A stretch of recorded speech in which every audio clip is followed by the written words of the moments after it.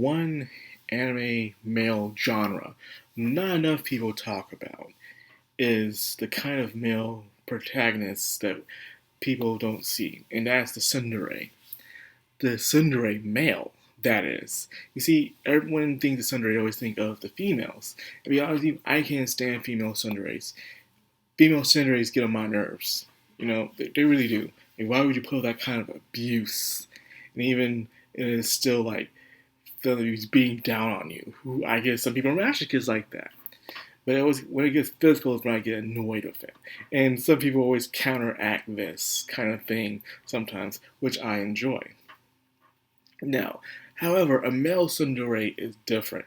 Whether he's straight or gay, they're always the same when it comes to a male tsundere. They're never violent with you. They're aggressive only when you deserve it. Like, when you did something stupid, they're not going to hit you. They're going to yell at you like, what's wrong with you, you idiot? I can't believe you did this, man. You could have told me about this.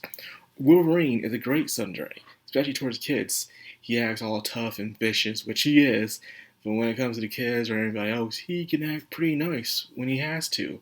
Kyo from Fruits Baskets, same way. Even Kirichiro from The Family. He always acts harsh and mean to Taiyo, but he shows his love and concern in his own way. He wants to make sure Taiyo is ready to counter the future trials that are ahead, because they're not going to be easy. He says that you made it the bronze rank, but you just got into this business. You just got into the family. We passed bronze rank since we were kids. We were doing this. We were born to do this kind of thing. We trained into doing this thing automatically. We were gifted. Taiyo, however, is not. Despite how good he is, how fast he's writing for someone who just started. He's only in high school, by the way. So he's doing pretty good for himself. But for him to really reach those golden stars, he's going to take a lot more time for him. He's really going to have to push himself to the limit, like the typical shonen protagonists that do. But usually this causes a lot of restraint and for them to have short lifespans, most of the times. So he's warning Taiyo. He sends him out on a little fishing trip, but it's actual training where he sends a bunch of guards out to kill him, but really it's just mostly practice. Anyway, sending torpedoes and all kinds of crazy stuff at him. And Taiyo had to remember everything he learned from the other siblings in order to, take out the torpedoes. So he did a good job, but he said you barely made it, though, by skinning your teeth. For someone like him, it should be a hinge to take on this kind of mission, So if this was so difficult for him, imagine the Golden Star mission, where he found out about Tampopo. Tampopo is actually another term for dandelion. Yes, that's very interesting. So when you look at it, it looks like a dandelion. When you look at the symbol, you see the dandelion has a little where the heck they are at the end of the branches, and you blow on them, they go all over the place. That's actually a very, very good name for an evil organization. You just blow over the flower and it just goes all over the place, spreading its evil. That's a very good metaphor for an evil organization. I like it. I really do, the dandelion thing. I always like it when writers put thought into the naming of their organizations. That's just organization. I'm looking at you, Organization 13. Like, seriously? Man, it's a bad naming. But anyways, he understood that they've been investigating a hotel where Makito might be at, which he is, and is owned by Tampopo. So Tampopo isn't just your ordinary government, your ordinary criminal organization. It's out in plain sight.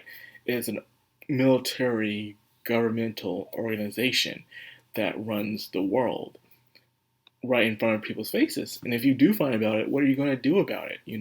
Because they pretty much get their dirty work out there in the first place, and people kind of know about it. It's like our own government. They do things we don't want them to do, and we can't really do anything about it, even if we do put our votes to it. So there's that problem. So he's trying to give Taiyo a chance to, back out now. Not out of the family, but off this mission. But, Taiyo and his resolve. Like, as long as Musume is in danger, I don't care, he says. And I applaud that. So he's like, good job, we're on the same page.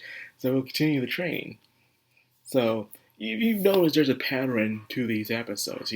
First you do a little side quest in the beginning of the episode, and then on the second part of the episode, you pretty much go on to the main story, main quest of what Tayo's doing.